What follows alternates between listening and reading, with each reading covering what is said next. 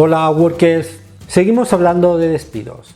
Puede ocurrir, vengamos de un ERTE o no, que la empresa nos despida. Hasta ahí, correcto. Es una opción legal de las empresas, pero deben hacerlo según marca la ley y no como les venga en gana.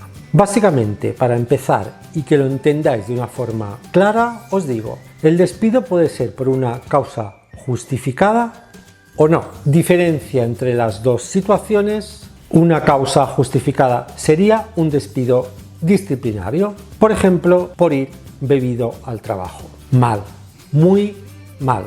O también puede ser un despido por causas objetivas, económicas, técnicas o productivas.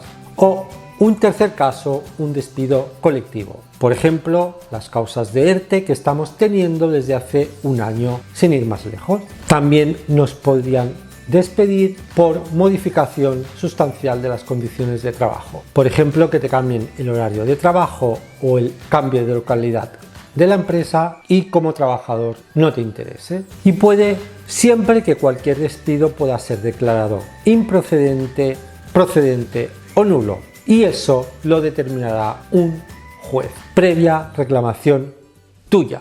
Hay algo que todos tienen en común y es que siempre podrás cobrar el paro, independientemente de cuál sea el motivo del despido. Y algo que no tienen en común es el importe de la indemnización.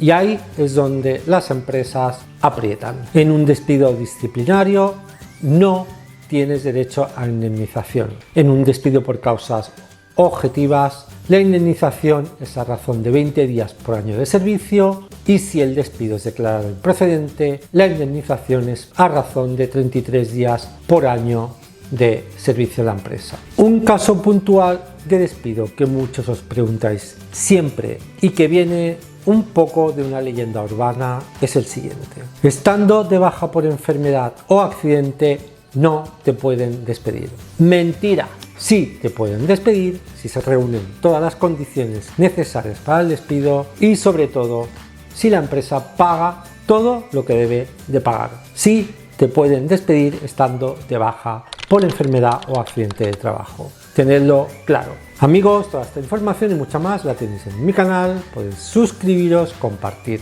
los vídeos y estaremos todos totalmente informados. Seguimos.